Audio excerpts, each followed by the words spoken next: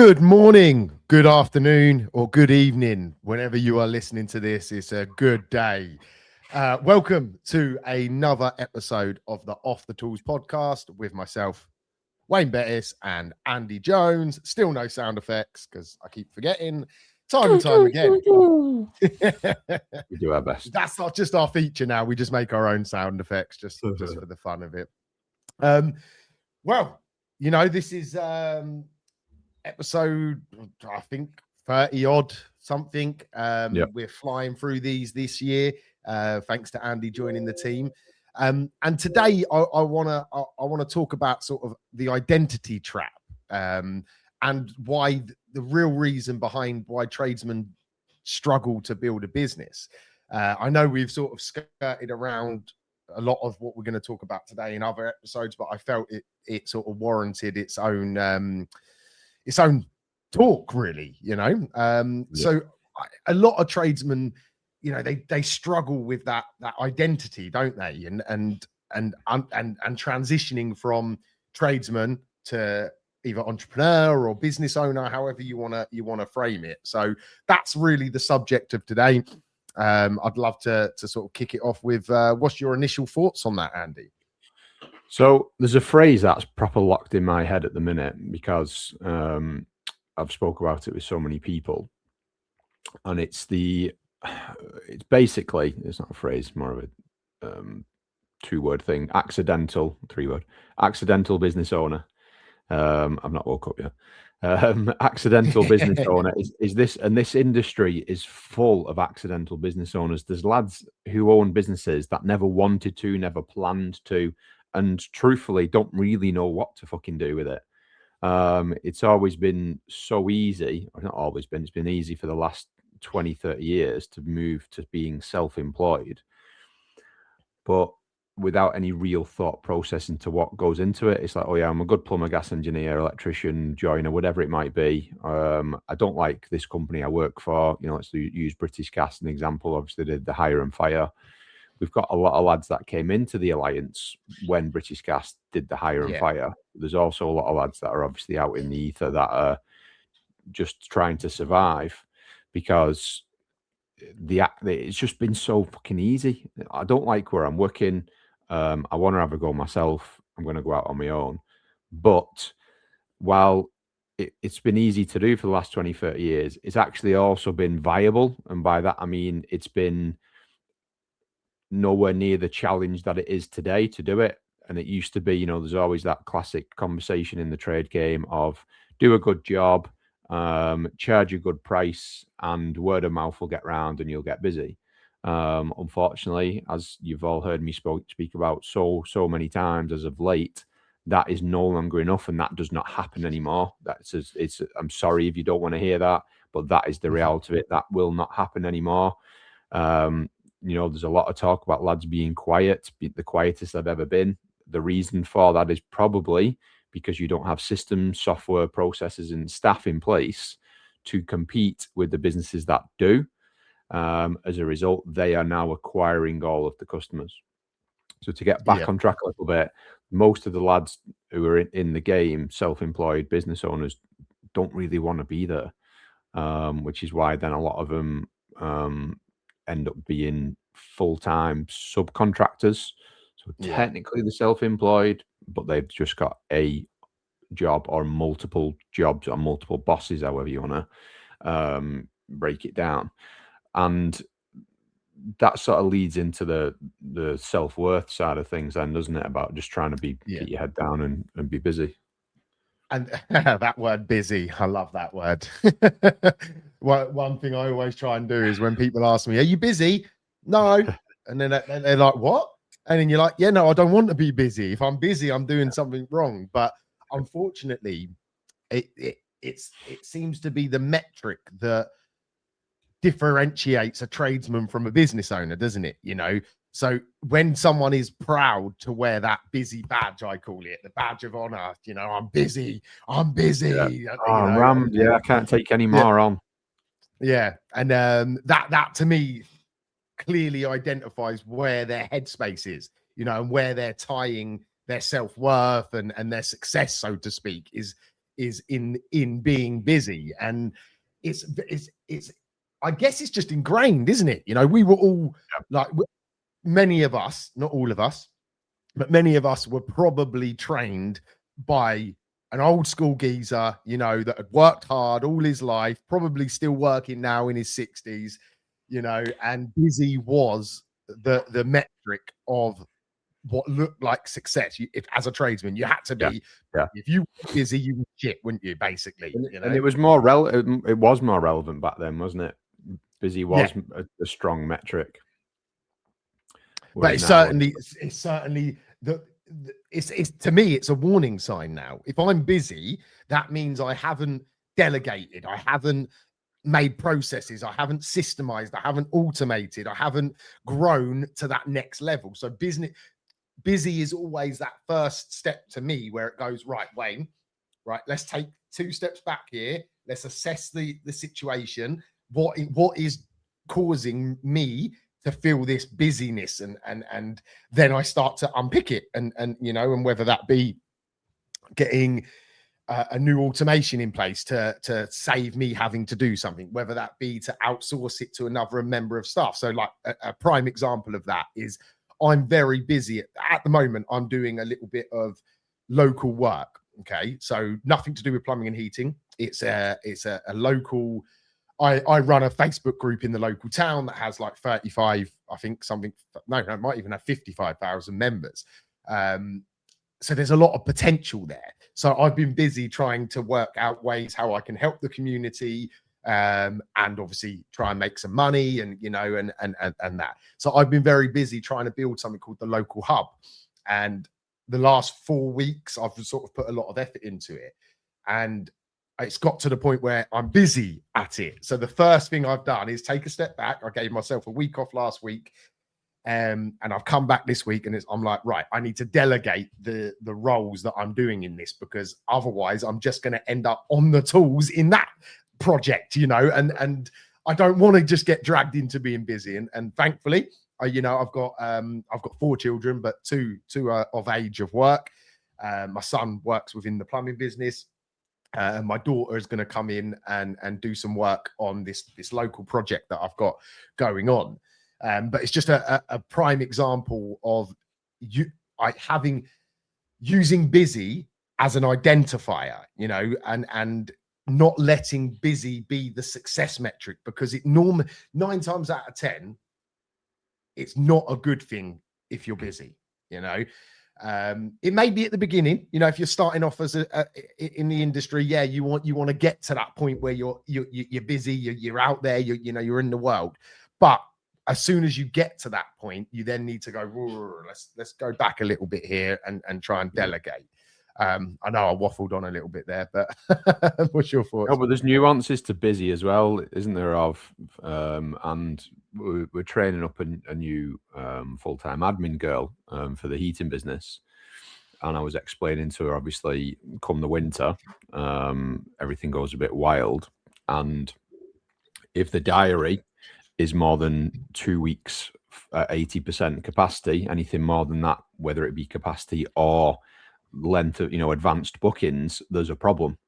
And again, you know, we have scraped over this before of, you know, a lot of lads like those bigger jobs because it books the diary up for a while, but then that takes you away from doing anything else. For a start, the reactive stuff can be more lucrative. It can create a better rapport with the customer. And the big one being the pricing. There's a problem with your pricing. So being busy, if you're too busy, and you know, we're forever talking about what you mentioned to the lads as price throttle. If you're not on point with your price throttle all of the time, there's a problem. So that needs to go up in the winter, down in the summer, or up when you're busy and down when you're quiet. And don't feel bad. Sorry to jump in, but I just need to get this out. You know what my ADHD brain does. Don't be afraid to throttle your prices, right? Every other industry does it. Okay, pint of milk, right? Depends on supply and demand. Price of petrol, very relevant right now. If you're listening in May, June 2026, you know, very relevant. Prices when there's an event on. Yeah, holidays. You know, guess what? You go into school holidays, add another freaking zero onto the end of the price, don't you? You know, that's a good example, that one. Yeah. Oh, mate, I'm looking at booking a holiday at the minute, and literally, it's £2,000 more to go 10 days into the summer holidays rather than 10 days before the summer holidays. Yeah. Over £2,000. It's crazy. But my point is, right, the throttle of pricing is standard business practice on supply and demand. If you've got less supply, you know, then you can reduce the demand. I've said it the wrong way. You know what I meant. No, but it comes back to the crux of it then, doesn't it, though? And you use the word that the core of this conversation is about, which is business. Again, lads who are being locked in and being fantastic tradesmen do not have the capacity then to think about things as a business owner. You know, like we joke about the Instagram plumbers with the, you know, polishing the pipes and all that sort of thing, and everything looks amazing. The black whips and the black latex gloves in the videos. Yeah. You know, that's you look like a black latex glove man to me, though. I think you try to keep your hands clean when you get the black mambas. I used to use those black mambas. Problem is, I don't like leaving. I never used to like leaving them on for too long because your hands get sweaty. So I'd go through like boxes, like when I was on the tools, I'd like I don't know, do a repair on a boiler and then take them off and then do the service on it, put a new pair back on. Silicone grease, man, that is so hard to get off. Yeah, it does. Yeah, sorry. Anyway, let's get back on. Let's stop talking about Black Mamba. Yeah, we're not sponsored, but if you do want to sponsor Black Mamba, please come and reach out. Give us a shout. Yeah. The train of thought. Yeah, the business mindset. If you need to allow that capacity for the business thought process. Again, if you just charge a good price, do a good job, attitude still, you're not going to be leaning into the business side of things. The business side of things is, as you've just said, being aware of supply and demand, being aware of the capacity of your diary. If it's just your diary, if you've got a team of lads, it's being aware of the capacity of all of the diaries. If things are looking like, busy, your conversion rate's high, the boiler installation side of things is probably the easier metric, even though we've both got maintenance businesses. Primarily the installation side of things is a little bit easier to use as a metric. If you're converting too many jobs, if your conversion rate is over 60%, there's a problem there, in my opinion. Definitely. Investing too many jobs and you're probably too cheap. If your conversion rate is, a lot of lads, I win almost all my jobs, there's a fucking problem. And it's probably it comes back to that ego, doesn't it? They're seeing that as success because they're winning so much and the busy. And back to the busy bit, isn't it? Yeah. And another phrase that I hear so much, and I'm sure you do, Andy, on your one-to-one calls and stuff too, is it's just easier if I do it myself. How many times do people use that as the excuse? I'll just do it myself, whether that's because they feel like they can't trust people or whatever it is. That phrase, busy and I'll do it myself, seem to be very common amongst the people that are stuck in that tradesman mindset, doesn't it? And train of thought. That one a little bit. Train of thought. You was right. You tried to say there's two words at once. So yeah, that's the train of thought of the tradesman. That was what you were going for. Yeah, that was basically what I was trying to say.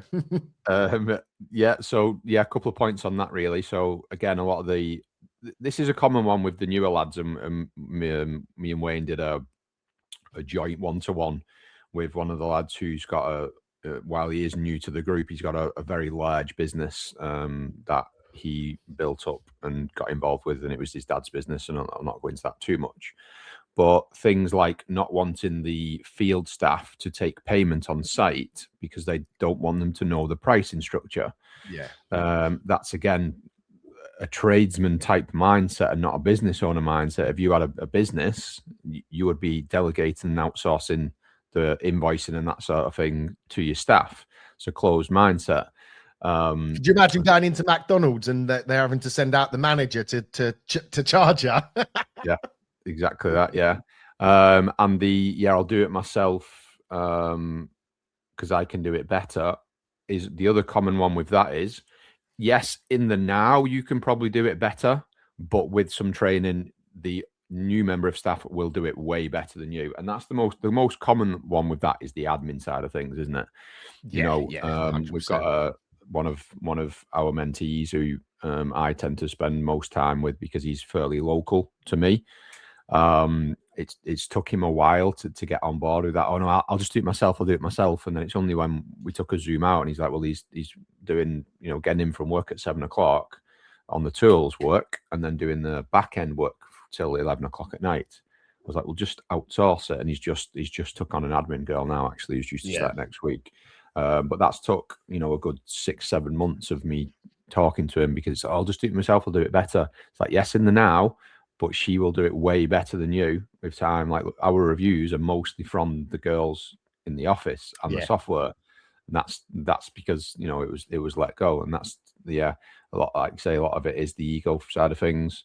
It can take a bit of time, but you've just got to let it go. This, I can do it better than anyone else, is, even if it's true, I'll go a little bit more of a waffle / into the nuances of it.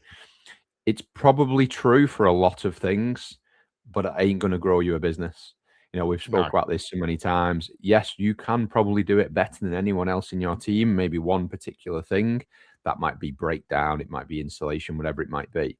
But as long as they're 80 to 90% there, that's more than good enough, and you can scale a business with that.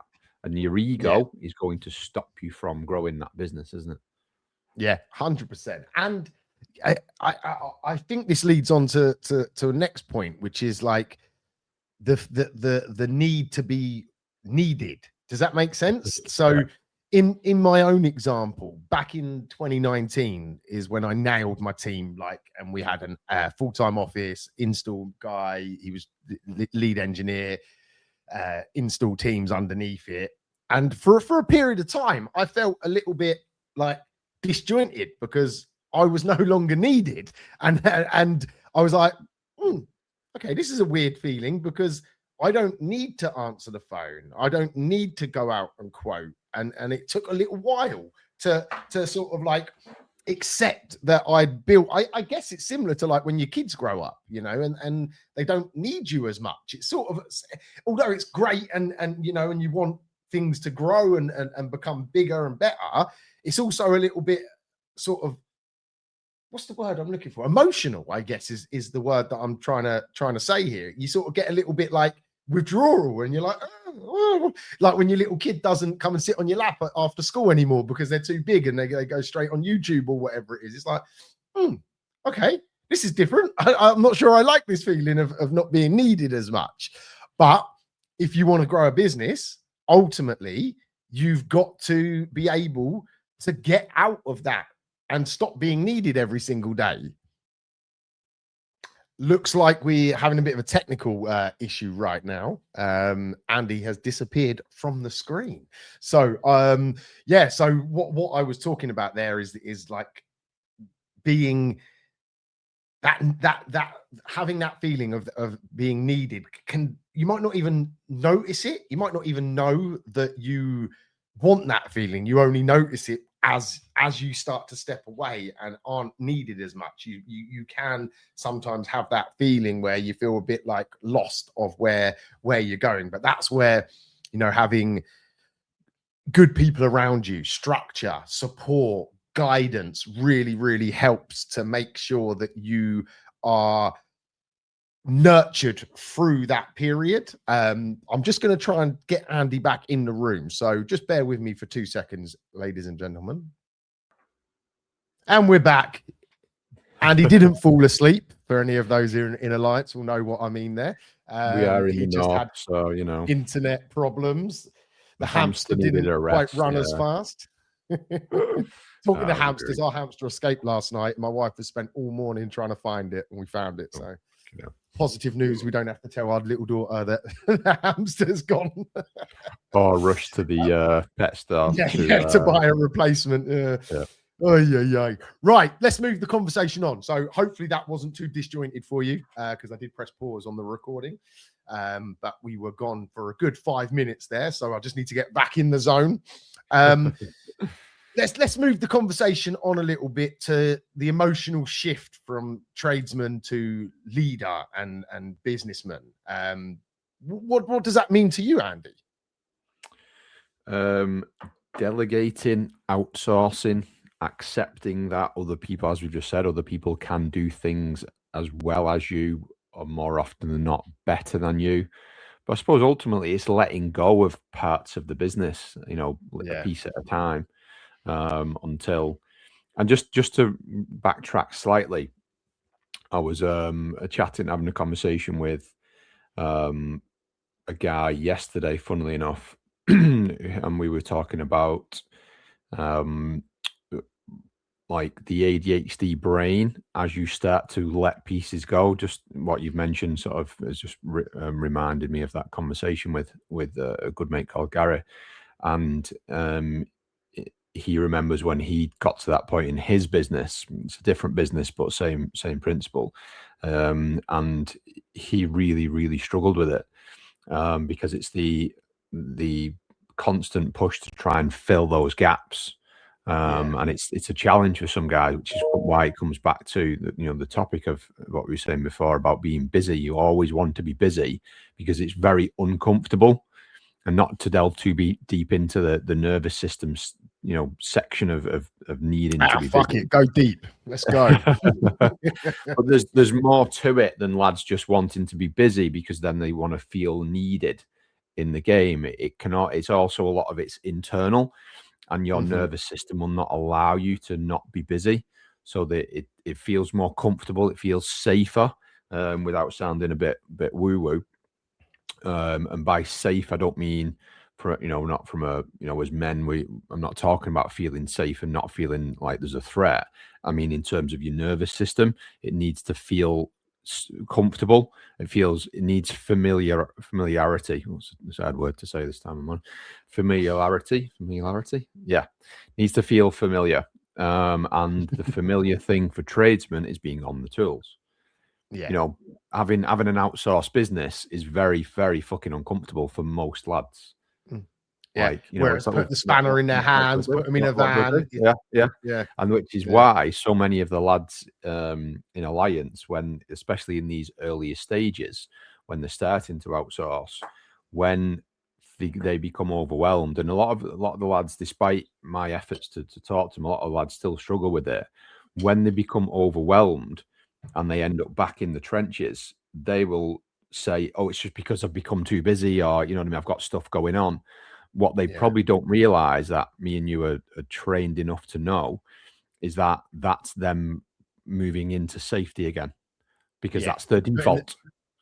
Putting the comfort blanket on, isn't it? Because it's what they know and trust. And it's I won't lie, it's not easy to undo that. That's for some people 20, 30 years of life experiences, isn't it? That lead them to that comfort zone. But there are ways through it, isn't there? And for me personally, it comes down to education.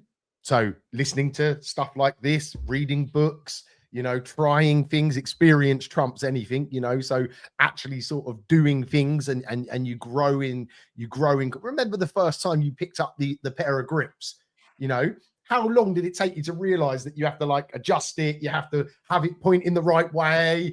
At first, if you just based it on your first attempt, you'd never pick them up again. You'd think, what a rubbish tool this is. It doesn't fit the nut. It doesn't grip it. Yeah. With practice, I've ripped this brass fit into bits with these water pump pliers. And, but like with anything, practice, learning, asking questions, and that's what I love about the group that we've created, is that it's not just the way. Obviously, this is just the Wayne and Andy show, and we do have guests, and we do have more guests coming. Actually, just a little plug there. But you're when you join something like Off the Tools, you're joining a community of men that have either been where you are or are going through what you're doing, and the advice and the guidance. I guess it's what's the word, peer-to-peer learning, isn't it? Learning off of each other is just as valuable as the sessions that we host and the one-to-one calls that we do and all of that. You know, there's so much value in your, what is the saying? Your network is your net worth, isn't it? You know, it's, but anyway, to get back onto what I was saying there. So for me, education and your support system and your network is very, very important to overcoming the sort of roadblocks that come up. But also, you know, I think I touched on it a second ago. Action. Obviously, you've got to take different action if you want different results. You know, I can't stress that enough. You can't keep doing the same thing and expect different results. I think it was Albert Einstein, wasn't it, that famously said that. The definition of insanity. Yeah. I've totally lost where I was going there. Let me just read my little notes there. And you know, we have had the conversation with some of the lads that this, like you've just said, this initial phase, moving from tradesman to business owner, is very challenging because you put some things in place, the business starts to become more successful, it starts to gain momentum. And then if you don't stay on track with the plan that we put together, whether it's me, you, or both of us creating the plan for the lads, you can then, your business becomes better. You've got more automations, for example, going out. You've got marketing campaigns running out to your existing customers. You get busier. And then the temptation then comes back. Oh yeah, I'm busy. The badge of honor comes back. You get sucked back into the tools. And obviously it's part of our role as the coaches to rein them back in with that. And you need to move to the next step and move to the next step. Don't just let yourself get busier and get sucked back on the tools, which is, you know, it's good in a way. Like obviously, you want to be busy in terms of the volume of work wants to be there, but you as the business owner should never be overwhelmed and be busy, you know, for a long period of time. You know, once you dial that in, you get busier. That's then the time to obviously look at more staff and start to obviously let things go, which again involves letting the ego go and the big and trying to battle with that emotional shift from going from tradesman to the business leader, which a lot of guys really struggle with. You know, if you're a bit of an introvert, it's not easy. And, you know, it comes back a little bit full circle to this accidental business owner and conversations we've had on previous ones where there is guys that are better off being an employee. You know, I was speaking on a conversation on one of the forums. I think it was Gas Chat the other day, about a guy was asking for advice and opinions on his pricing structure. And he was doing, going to go out on his own and do his hourly rate was going to be £60 an hour. And I was explaining to him that. What was that in 2002?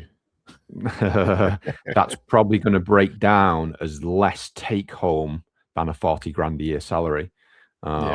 Because, and that's even at a decent capacity.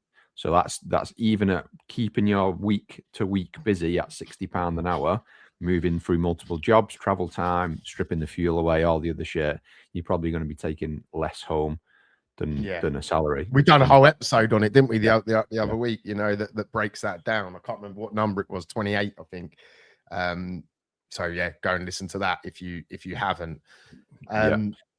It's scary, isn't it? That so many. I don't want to dive too into that because, like I said, there's that whole episode. But it's to sort of get back onto this subject. You know, a lot of this comes down to confidence.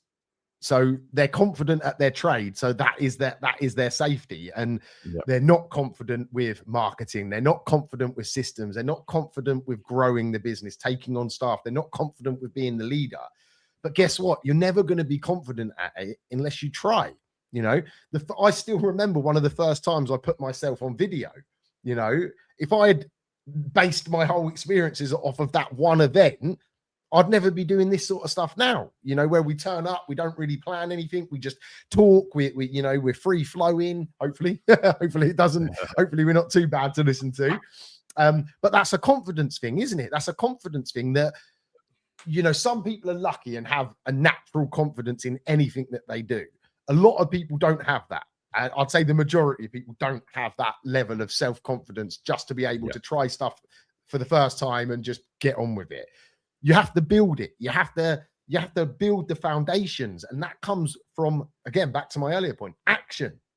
You know, you have to start taking the right action to build the confidence, which then calms the storm, doesn't it? You know, and it calms the chaos around you, because it's far too easy to work in chaos, because then you've got the excuse, you know, oh, I'm busy, I'll do it myself. All of the stuff that we've already discussed on this episode. But yeah, action solves anxiety, as they say.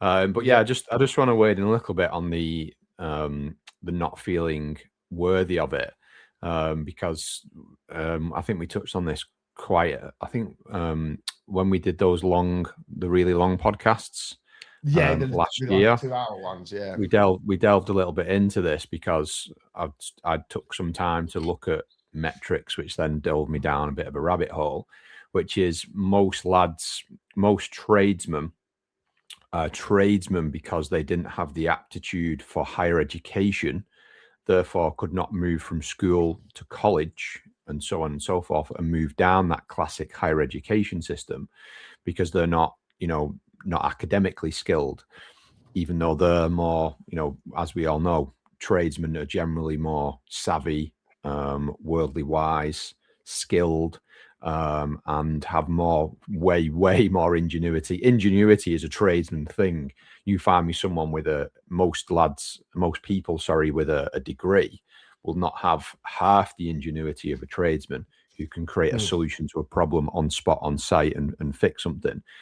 So it's about that reframe, really, of thinking, well, actually, I am worthy of being a business owner, because I would argue ingenuity is more valuable to an entrepreneur than any degree, higher education, whatever. Most entrepreneurs and business owners do not have higher education qualifications anyway.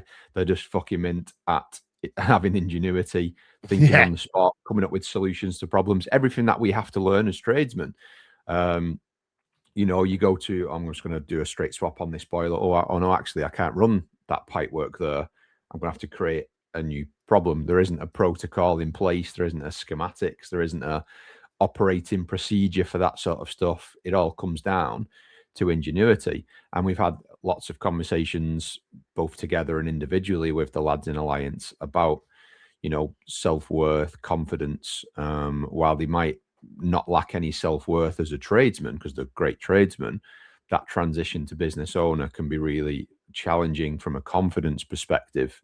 But again, it's something that we work on within the Alliance. And again, as you said before, that peer-to-peer relationship that is built from the group is really strong with that as well. And it comes to that, your network is your net worth. And when you change that surrounding of lads who just want to get their head down and be a tradesman to lads that are moving from tradesman to business owner, you naturally gain the confidence and start to feel worthy of being that business owner, because it becomes your new default.